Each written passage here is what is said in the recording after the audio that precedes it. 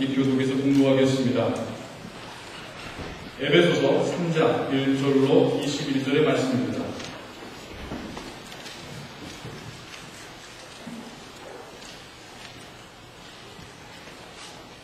좀 긴 편인데요. 1절부터 마지막 절까지 함께 교독하도록 하겠습니다. 이러함으로 그리스도 예수의 일로 너희 이방을 위하여 갇힌 자 된 나 바울은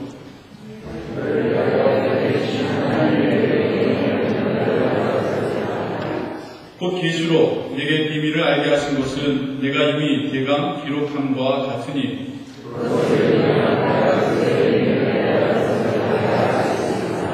이제 그의 거룩한 사도들과 선지자들에게 성령으로 나타내신 것 같이 다른 세대에서는 사람의 아들들에게 알게 하지 아니하셨으니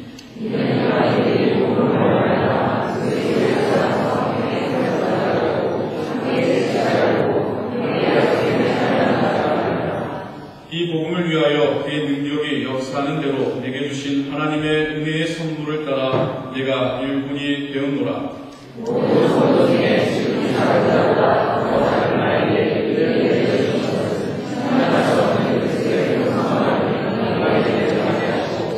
영원부터 만물을 창조하신 하나님 속에 감추었던 비밀의 경륜이 어떠한 것을 드러내게 하려 하심이라.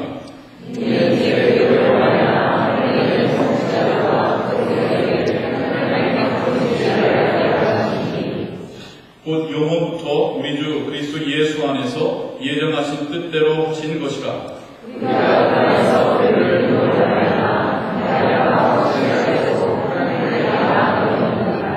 그러므로 너희에게 구하노니 너희를 위한 나의 여러 환난에 대하여 낙심치 말라. 이는 너희의 영광이니라.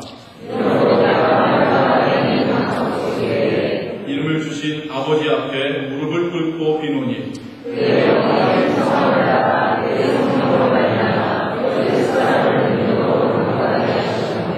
믿음으로 말미암아 그리스도께서 너희 마음에 계시게 하옵시고 너희가 사랑 가운데서 뿌리가 박히고 터가 굳어져서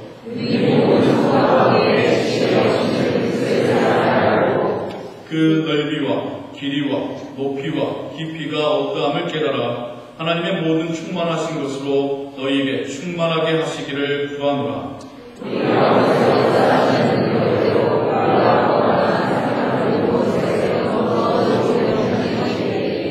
교회 안에서와 그리스도 예수 안에서 영광이 대대로 영원 무궁하기를 원하노라. 아멘.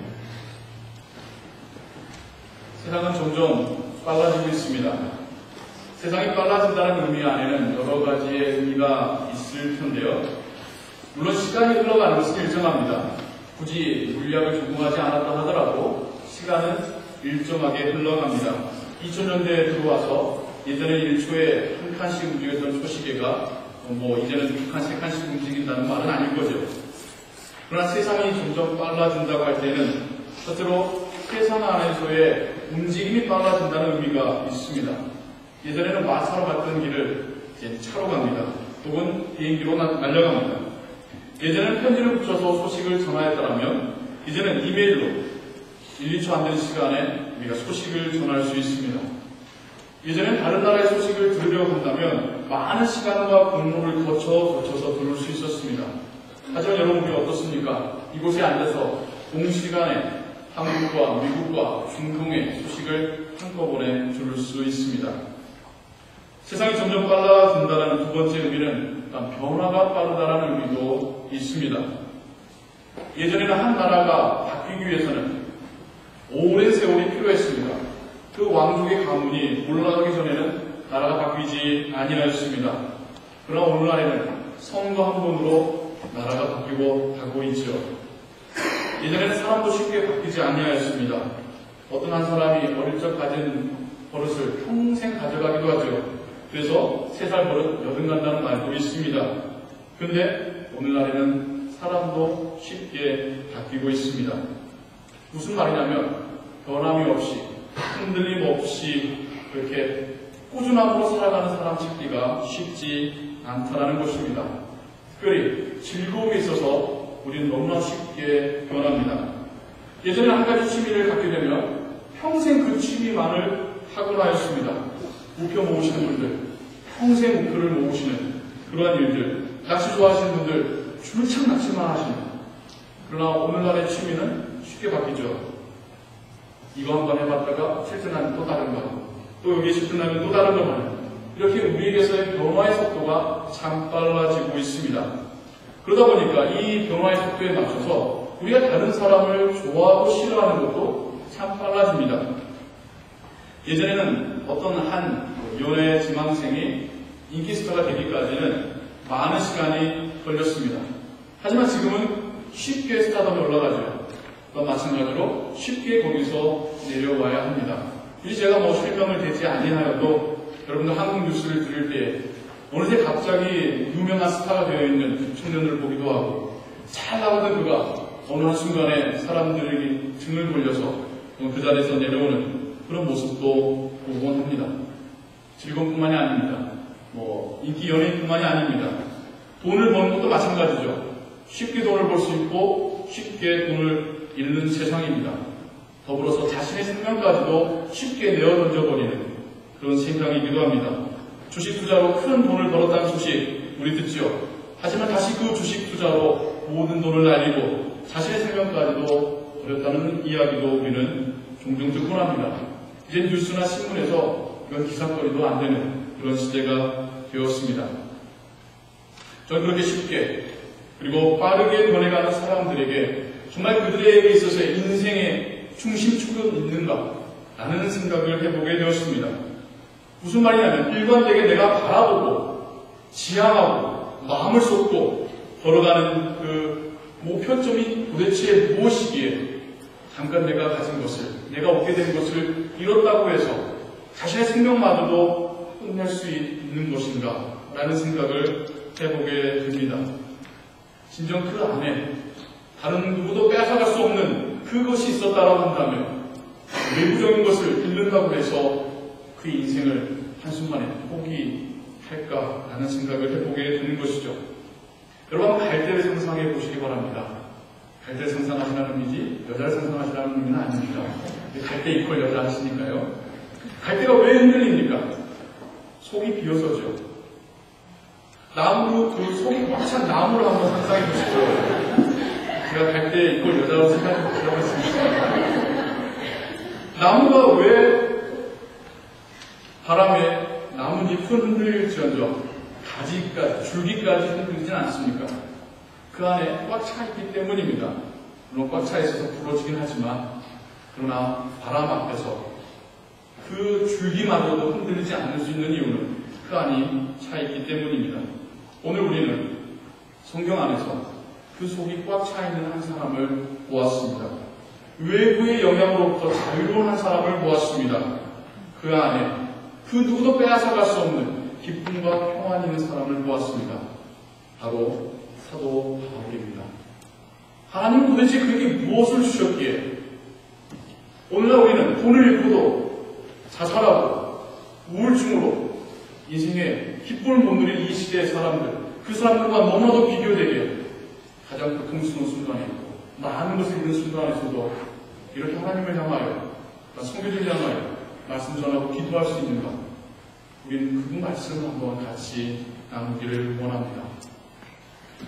바울은 지금 감옥에 갇혀 있습니다. 바울의 사역에 대하여서 여러분들 우리 배목사님께 잘 훈련받고 교육받으셔서 제가 굳이 설명하지 않아도 바울이 어떤 사역을 했는지, 바울이 무엇을 강조했었는지를 잘 아실 것입니다. 그리고 그 사역의 말미에 또한 붙잡혀서 로마에서까지 목사를 한 사실을 여러분 아실 겁니다. 지금 바울은 그 감옥 중에서 에베소 교회를 향하여 편지를 쓰고 있습니다.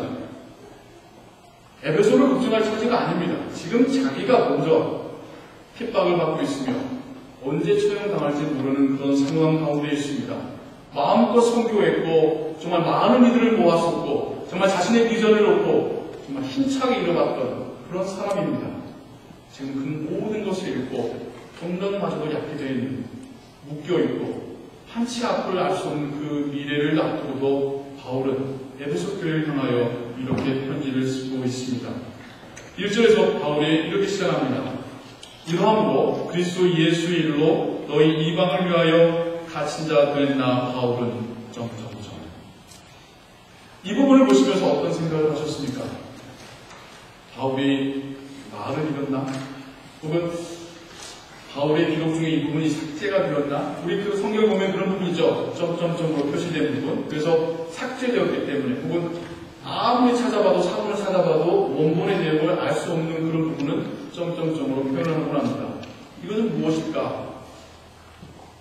바울이 말이 끊겼다기보다는, 혹은 바울의 기도문이 지워졌다기보다는, 바울의 기도문은 귀에 연결이 됩니다. 14절부터 1절의 기도가 14절로 연결이 됩니다. 무슨 말이냐면, 나 바울은 14절에서 하늘과 땅에 있는 족속에게 이름을 주신 아버지 앞에 무릎 꿇고 비노니, 내가 하나님 앞에 여러분들 위해서 기도합니다 라는 것이 에베소서 3장 전체의 큰 줄기입니다. 근데 바울은 내가 라는 이야기를 하다가 이방을 위하여 갇힌 자 된 나 바울은 여기까지 말하다가 주체할 수 없는 감동을 느낍니다. 그의 기도를 더 이어갈 수 없는 감격과 뜨거운 것이 가슴에서 올라오는 것을 느끼게 됩니다. 무슨 말이냐면, 지난날 자신을 부르시고 자신을 사용하시고 자신으로 인하여 역사하셨던 하나님의 그 사역을 떠올릴 때 그가 기도를 중단한 채 자기가 받았던 사명에 대하여 다시 한번 이야기하고 있습니다. 저는 다시 한번이라고 이야기 말씀드리는 겁니다. 그리고 나서 하는 이야기들은 우리가 너무나도 잘 알고 있는 이야기예요. 바울의 서신서 가운데 한 번도 안 나온 적이 없는 이야기들입니다. 무슨 말입니까? 하나님은 이방인도 구원하실 것이다. 나는 이것을 위하여 구원받았다. 바울은 자기가 받은 사명을 다시 한번 이야기하고 있습니다. 이방을 위하여 갇힌 자 된 나 바울을 이야기하다가 하나님이 날 부르셨지. 그런 내 평생에 날 이렇게 사용하셨지라는 그 감격이 떠오를 때에 오히려 기도를 멈춘 채 자신이 받았던 사명에 대하여, 자신이 살아왔던 지난날에 대하여 에베소 교인들에게 다시 한번 이야기하지 않고는 견딜 수 없었던 것입니다. 그러면서 2절에 이렇게 말합니다. 너희를 위하여 내게 주신 하나님의 그 은혜의 경륜을 너희가 들었을 터이라. 하나님의 은혜의 경륜이라고 말하고 있습니다. 경륜이라는 단어, 에나보 교인들은 많이 아시겠군요. 저희 교인분들은 미국에 오신 지 30년이 넘으신 분들이 참 많으세요. 그래서 오늘 한국 교인 표현, 그리고 어린 세대들은 또 한국 표현을 더 잘 모르다 보니까 에베소서에 있는 어려운 단어들이 있어서 많이 이제 어려움을 겪으십니다. 그래서 제가 단어를 많이 이제 풀어드리기도 하는데요. 경륜하면 한국에서 교회 안 다니시는 분이 가장 먼저 떠오르는 것은 무엇이겠습니까? 그렇죠. 자전거 경주하는 거에 돈 버는 거겠죠. 물론 그건 아닐 거라는 건 잘 알고 계실 것입니다. 영화 NIV 성경을 보시면 이 단어가 administration으로 번역이 되어 있습니다. 그러니까 경영 대신 운영이라는 말로 우리가 이해해 들을 수 있는 말이겠죠. 하나님께서 이제껏 은혜로운 마음으로 운영해 오신 그런 의미겠죠. 그리고 그 은혜로운 경영의 하나의 프로젝트로, 아니면 가장 중요한 프로젝트로 나에게 맡기신 사명을 여러분 아시죠? 그게 무엇입니까? 이방인도 아론의 자손이 아닐지라도 예수 그리스도를 영접하면 하나님의 백성이 될 수 있다는 그 사실입니다. 그러면서 7절에 이르게